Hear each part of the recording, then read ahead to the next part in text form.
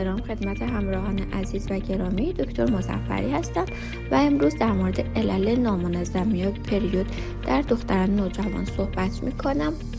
یکی از شایع‌ترین علل بی‌نظمی منس در دختران در طی 2 سال اول بعد از شروع پریود اکثرا ارتباط با سیکل های بدون تخمک گذاری داره که به مرور این چرخ تنظیم میشه.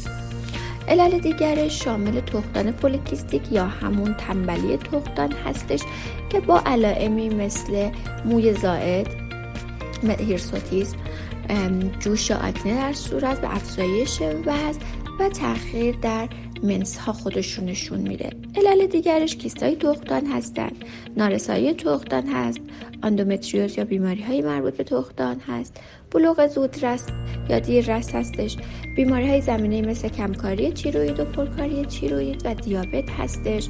استرس و اضطراب میتونه تاثیر داشته باشه در نامنظمی پریود. ورزش های سنگین، رژیم های غذایی خیلی سنگین، مصرف دخانیات مثل سیگار و قلیان، الکل، بارداری های ناخواسته که باید در جهت همه خانم های سنین باروری در صورت تأخیر یا نامنظمی در منس از نظر بارداری ناخواسته بررسی بشن و آزمایش داده بشه و اینا در نظر گرفته بشه. عفونت های واژن در خانم ها، مصرف نامنظم قرص های ضد بارداری، قرص های اورژانسی، اینها همگی عللی هستن که میتونه باعث تأخیر در منس و یا آلودگی های نامنظم در دختران جوان و سنین باروری بشه.